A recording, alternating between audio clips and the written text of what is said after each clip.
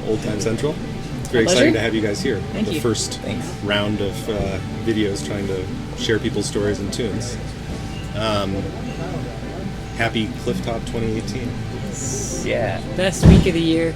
We're getting into the middle. Yeah. Getting into the middle of it. I mean, the first question that interests me is just how each of you got into playing old time. Where was the beginning for you guys? For me, my dad plays fiddle and guitar, and he had learned from a distant relative of his. So when I was growing up, we went to square dances every weekend and to a lot of local community centers for the old time or bluegrass events at night, fiddle contests and different various community-oriented music. And where was this? In West Virginia. I was born in just south of Morgantown. Okay. So I grew up playing old-time music, learning from my dad and anyone who would sit still during that period to teach me something.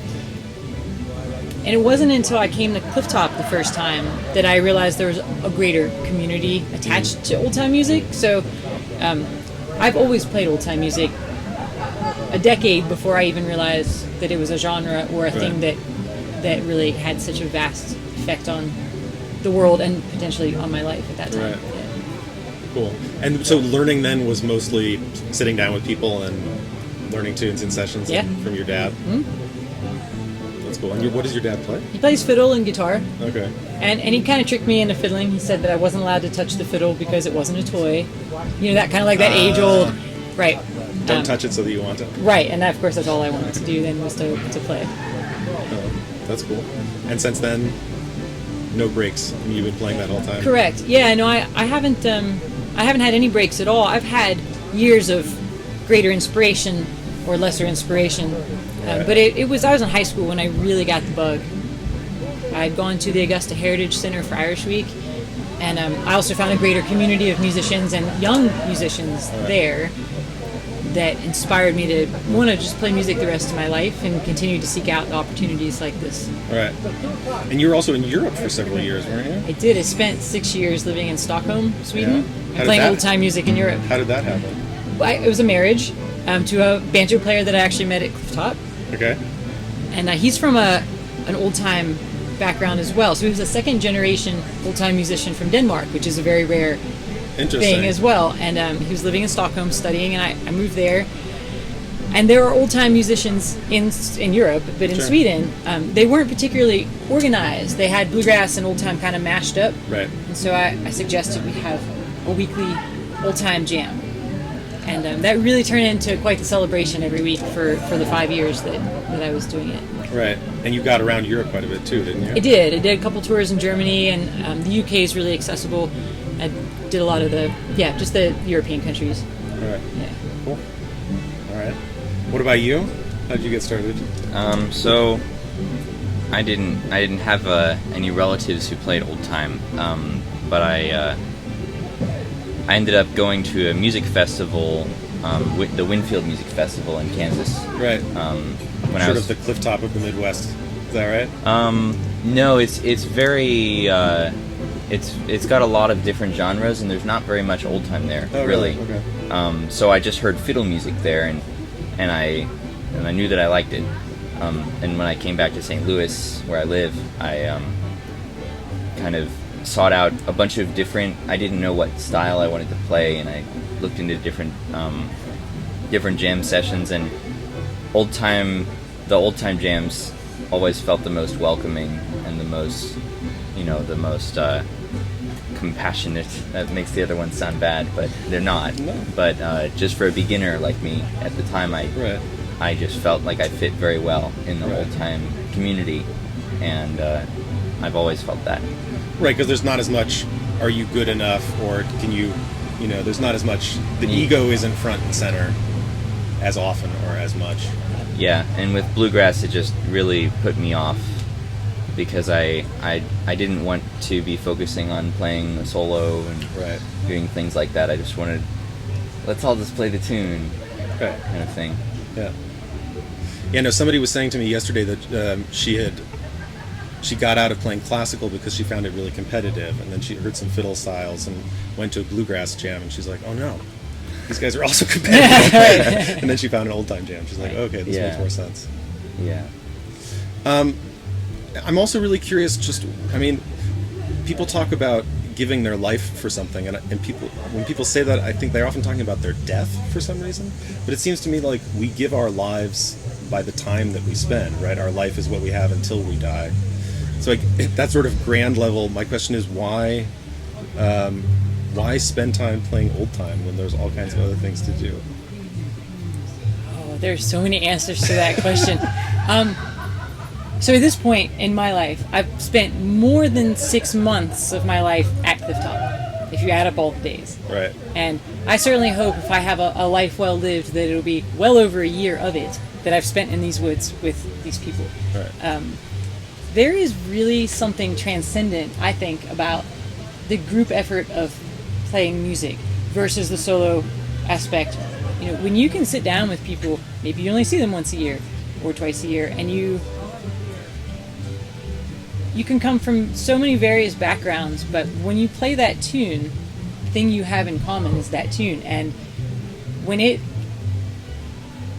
just such a magical moment, that kind of magic doesn't really exist in the greater world. So for me, the reason I keep doing it is to kind of access that transcendent connection to other people through music. Tingles going down my spine. I can't add anything to that. Yeah. You can't add anything to that? You can just subtract anything? Roger's like my Multiply? favorite person to have tunes with for that reason, because they're never, it's always so fresh. We can play the same tune 3 days in a row, Yeah. and it would be different and exciting in a different way each time, you know. And Right. that's kind of it too. There's no right way or wrong way to play old time. Well, there might be varying degrees of right and wrong. Right. I mean, some people have really strong opinions on that, but really just playing the music as a form of expression in the moment is, it's exciting, and it connects a much larger community. I mean, there are people here at Clifftop from other countries, lots and lots of countries represented, so that whatever that experience is, the common experience, it is very far-reaching. Right.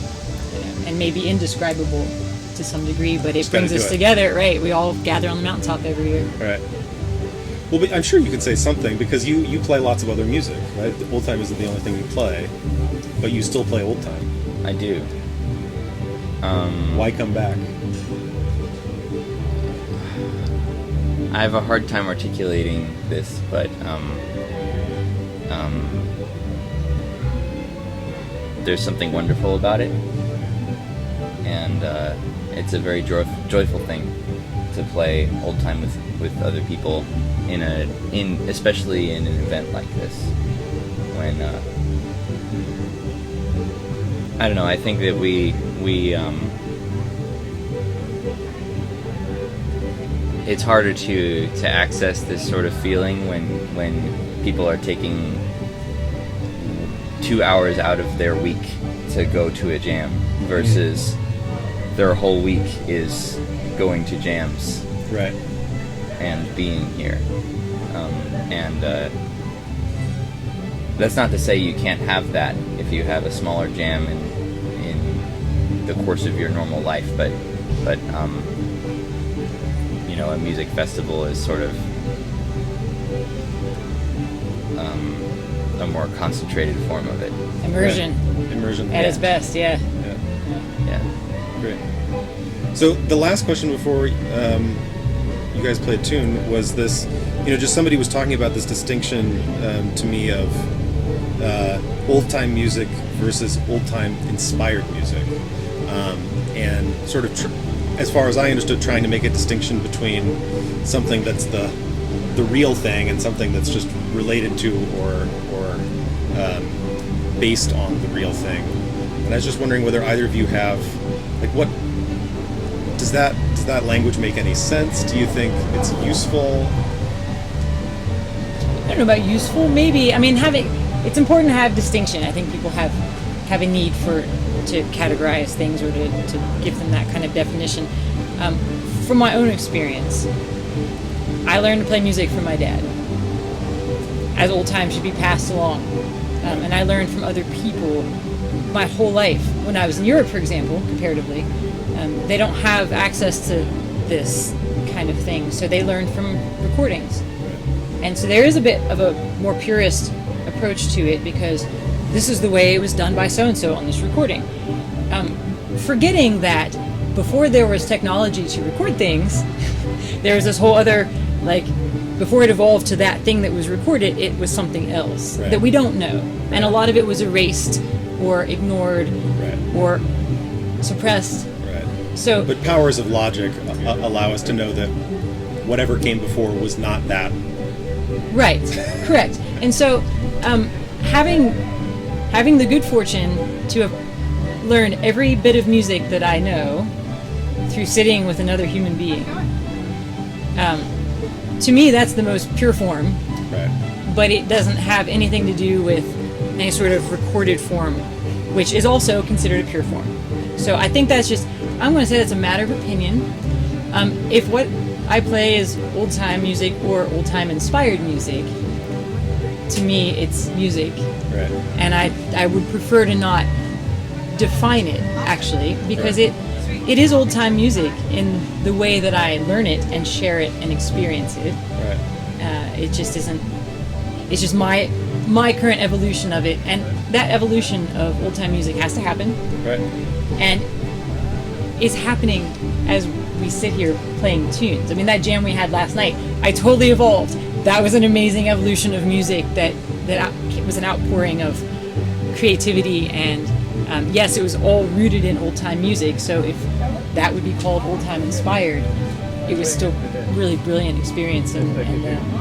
Yeah, so I don't have a really strong sense of what those two things mean, because to me they're kind of one and the same. Yeah, that's my feeling on that. Okay, thanks. Yeah. You guys gonna play us a tune?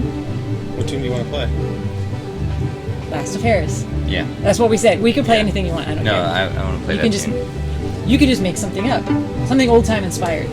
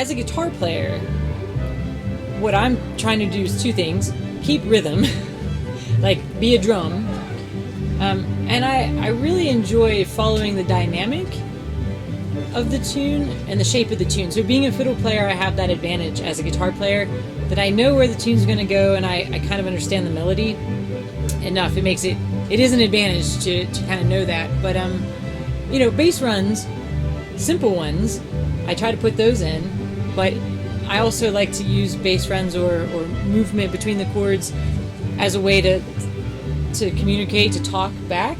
So a lot of time, I listen. I play with very open ears and listen for volume dynamics, the obvious ones, but also for personality in the fiddler that I'm trying to follow. And you have a very great personality to follow on a guitar. Your fiddling is ever moving, which is great. Sometimes it's not, and that's fine. And in those situations, I do less bass run, or just maybe more consistent ones. So I try to model after the people I'm playing with, and try to not be Jenny all the notes, but it's kind of fun to play them when they fit. So I find spaces, I choose pockets to put them in. Right. I also really like blue notes. I like chromatic movement because the fiddle's covering all the other notes, and so it doesn't leave a lot of notes for me. So I like to do that kind of stuff. Hit a flat 7 or something to kind of move into a chord. Right. But really, all I'm doing is like boom chucking and some other things and some other notes and following him. And often some offbeat bass run notes to sort of add a little bit of push. Sense, yeah, it's really nice to add that, create that tension. So, as a musician in general, I want to speak. That's what that transcendent thing that I was talking about earlier, that only really happens when people are listening and communicating. I love to talk to people, right? But there is a limit at which any person can sit and chat with another person. So this is just a different kind of communication that doesn't involve verbalization, but it's the same kind of thing. It's this response, it's listening. Oh, you said something. I'm listening. I have something to say back to you. And you say, oh, yeah, I like that. And it's that kind of conversation. So it varies from musician to musician as a guitar player. And it's not just the banjo players and fiddle players that get to do that, but the guitar players too. I think so, yeah. In fact, guitar is probably my favorite. I love to play fiddle. I'm so grateful when I get into a great jam and I'm playing fiddle. I'm like, oh, thank goodness I know how to play the fiddle. It's so much fun. But I love this job. Yeah. Being a guitar player is like, it's just really providing all the support for things to succeed. If there's a good, solid guitar player, as a fiddler, I want a great guitar player. And so being able to provide that and lift up the musicians in the jam by being a solid guitar player, I think is an amazing experience, and I enjoy it a lot.